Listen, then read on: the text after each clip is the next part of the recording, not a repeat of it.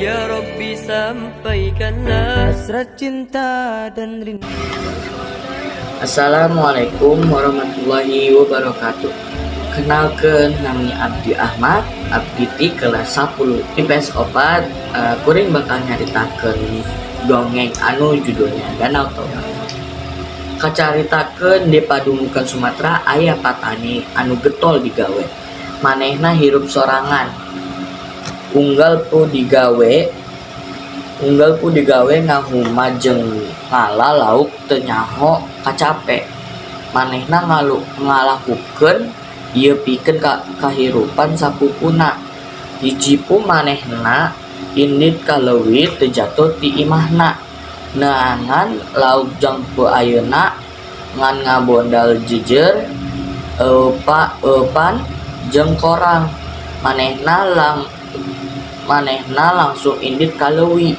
Saprak nepi di leuwih, manehna langsung ngalupkeun jejerna. Salila ngadagoan empanna di dahar ku lauk. Patani eta ngadua, Gusti, mugia abdi dinten ieu abdi dipaparin rezeki lauk anu seueur. Telila tisaprak geus ngadua. Eupan anu dialungkeun teh geus kaciri rek dihakan ku lauk. Manehna langsung ngabodol jejerna. Eta patani atau kacida, kusabab menang lauk nu kacida badakna jeung naker gelisna. Telila ti eta saenggeus nepo hasil bebenanggana. Eta patani kacida reuasna kusabab lauk nu tadi benang teh bisa ngomong. Tulung kaula ulah di dahar, antepkeun kaula hirup. Gorowok eta lauk. Teloba nanya lauk bebenanggana teh langsung dibalikeun deui ka jero cai. Saanggeus ngabalikeun lauk ka jero cai, eta patani nambah deui karoasna. Kusabab ujug-ujug lauk eta teh robah jadi awewe anu gelis kacida. Ulah sieun kaula moal nyilakakeun anjeun. Ceuk lauk jelmaan teh, anjeun saha? Lainna anjeun teh lauk anu tadi bunang ku kami. Cek patani eta nanya semu penasaran. Kaula putri nu dikutuk kusabab ngalanggar aturan kerajaan. Jawabna eta awewe, hatur nuhun geus ngebebaskeun kaula tina tuntutan ieu. Pamulang tarima kaula ka anjeun daek dipaka istri ka anjeun. Cek eta awewe patani eta oge nya tujuan. Telila ti eta patani jeung putri eta jadi suami istri. Ngan aya hiji janji anu kudu dilaksanakeun, nyaeta si patani teu meunang nyaritakeun asal muasalna putri. Eta teh mangrupa lauk. Lamun janji eta teu dilaksanakeun bakal cilaka nu kacida gedena. Telilati maranehna kawin kabagjaan patani jeung pamajikanna tak nambah. Kusabab pamajikanna ngalahirkeun budak lalaki.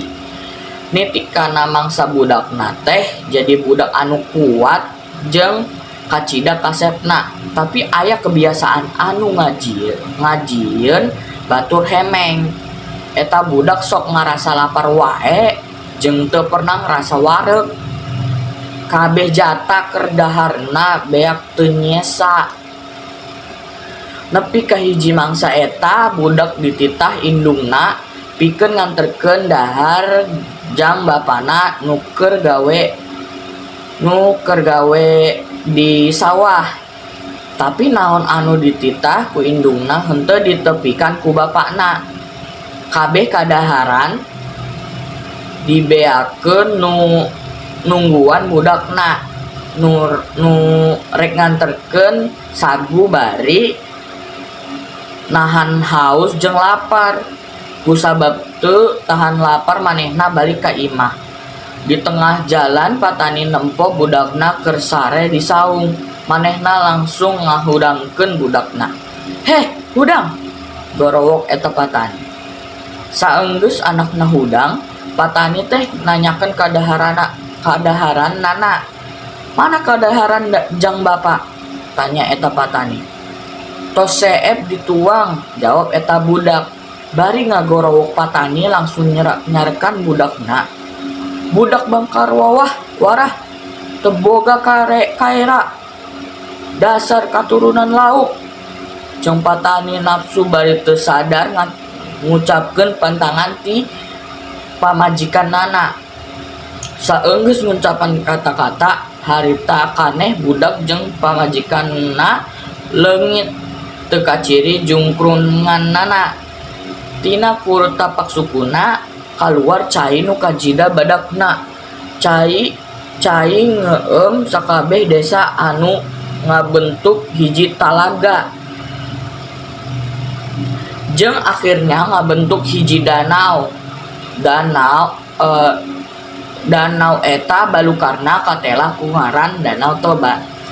Sekian, wassalamualaikum warahmatullahi wabarakatuh.